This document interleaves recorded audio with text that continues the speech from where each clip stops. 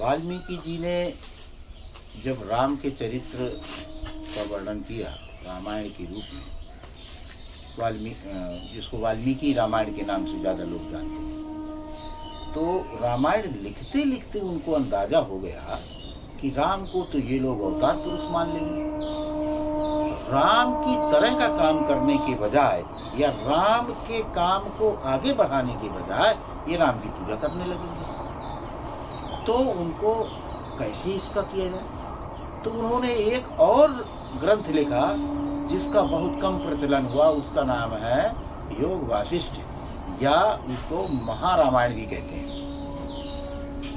इसकी वजह से कि राम को कोई ऐसा कोई रहस्यमय व्यक्ति न मान ले और उसकी पूजा करे कि ये न मान ले कि इसका काम खत्म हो गया है। तो पृथ्वी अपने मानव की यात्रा के जिस पड़ाव में थी, उस समय मानव को जो चाहिए था, जिस जगह होना चाहिए था, वहां राम ने पहुंचाया। लेकिन इसका मतलब ये नहीं है कि उस समय पूरी यात्रा हो गई। मानव जाति की तो यात्रा इस धरती में अखंड समाज और सार्वभौम व्यवस्था तक की यात्रा है। धरती के स्वर्गत्व को निरंतर आवर्तनशील बना देने तक की यात्रा है। तो उन्होंने योग वासिष्ठ नाम का ग्रंथ लिखा।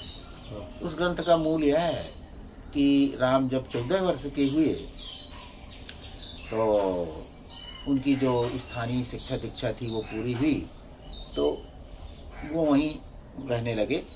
और उन्होंने इच्छा व्यक्त की राम ने कि वो मेधावी थे पहले से ही, कि अब मैं देशाटन करना चाहता हूँ।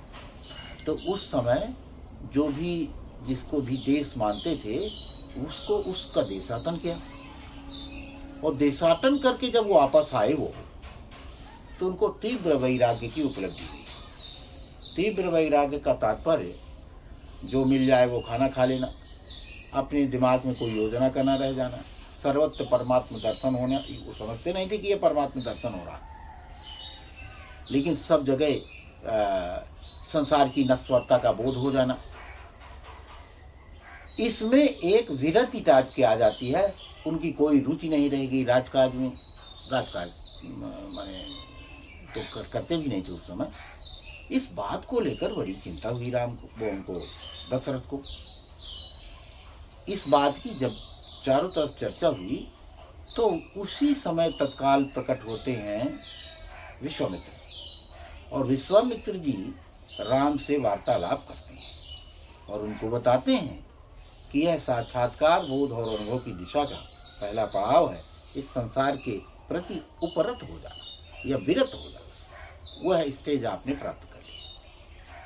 लेकिन ये स्टेज से आप जी नहीं सकते। जीना तो इस शरीर को हमने ग्रहण किया है, तो इस समय का जो काम है वो करना पड़ेगा। तो उन्होंने उसको मांगा दशरथ से और राम को ले गए और दिखाया उस समय की न्याय व्यवस्था, उस समय की समाज व्यवस्था, उस समय की राजनीतिक प्रणालियां, कैसे राजा का चुनाव करते हैं, कैसे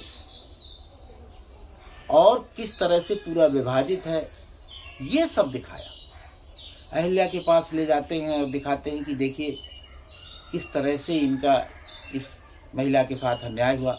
बलात्कार किया इंद्र ने, इंद्र को कोई सजा नहीं, इसको सजा दे दी। ये है इस तरह की अपाहिज न्याय व्यवस्था। इसी प्रकार से जो अपना काम करना चाहते हैं उसमें लोग व्यवधान उत्पन्न करते हैं, ताड़का वगैरह का बद, और उसके लिए कोई परमानेंट व्यवस्था नहीं है कि इस तरह के लोग जो यजन का कार्य, यजन का मतलब होता है न्यायपूर्ण व्यवस्था, न्यायपूर्ण व्यवस्था को काम करते थे और वो छीन के ले जाते थे। यजन उसकी एक अलग व्याख्या करेंगे कभी। लेकिन यहाँ पर जो बताना चाहता हूँ, उस समय की न्याय व्यवस्था, उस समय की शिक्षा व्यवस्था, उस समय की न्याय प्रणाली और राजा के चयन की प्रणाली। जनक के पास लेके जाते हैं। जनक के पिता का कोई नाम नहीं जान सकता। क्यों? क्योंकि आम जनता से चुन के आता था और यह विश्व की सबसे पहली लोकतांत्रिक प्रणाली थी कि आपस में बैठ के एक गांव के लोग चुनते थे अपना व्यवस्थापक, फिर 10 गांव के लोग बैठ के चुनते थे, फिर इसी तरह 10-10 गांव के 10 क्लस्टर माने 100 गांव से चुनते थे, और जब 100-100 गांव के 10 क्लस्टर माने 1000 गांव से चुना जाता था, जो उसका नाम जनक होता था। और किसी जनक का बेटा जनक नहीं होता था, जनक हर बार नया चुना जाता था, आम जनता से चुना जाता था। आज तक विश्व में इस तरह की शानदार लोकतांत्रिक प्रणाली राजा के चयन की नहीं। ये सब दिखवाया, और ये सब दिखवाने के बाद राम से उनका जनक का, राम का, विश्वामित्र का, परशुराम का, ये सब महान ऋषि थे उस जमाने के। इनकी आपस में तय हुआ कि अब आज की तारीख का काम क्या है, और उसी काम के विस्तार का नाम राम सीता ने किया। सीता ऐसे संस्कारों से पली बढ़ी थी जहां पर स्त्री पुरुष समानता थी, और दोनों मिलकर और उस समय देखिए कितनी विसंगतियां थी। एक एक राजा कई कई रानियां लगता था, उनके पिता भी 3 रानियां रखे थे। इन सब से, और राम ने कैसा प्रमाण प्रस्तुत किया कि एक ही पत्नी रहेगी, और उस पत्नी का अपहरण होने के बाद भी उसको किसी भी तरह से वहां से मुक्त करा के लाए और उसी के साथ पूरा जीवन व्यतीत किया।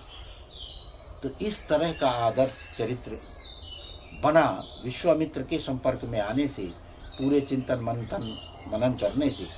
तो यह उनको, वाल्मीकि को ये शंका हुई कि कहीं ऐसा ना हो कि राम को प्रतीकात्मक मान लें, तो राम कैसे बने इसका भी उन्होंने उल्लेख किया था। इस बात को हम आपको बताना चाहते हैं, और आज भी वही काम शेष है। वह काम आज किसान कर सकते हैं, इसके अलावा कोई नहीं कर सकते। धरती को स्वर्ग बनाना कौन करेगा?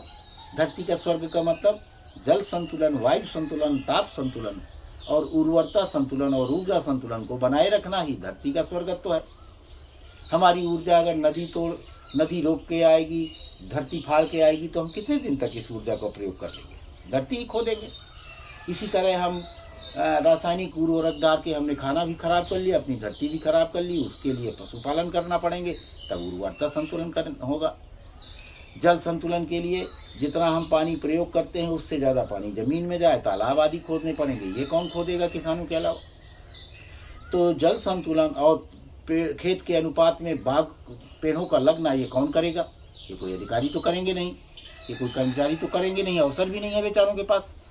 हम किसानों के पास इसका अवसर है कि धरती का स्वर्गत्व मेंटेन करें और मनुष्य का देवत्व, ये सबके लिए जरूरी है। तो यह काम किसान ही कर सकता है। इसलिए यह आवर्तनशील खेती और यह अभियान राम का अभियान है, राम के आगे काम को आगे बढ़ाने का अभियान है, ये बताना चाहता हूँ। धन्यवाद।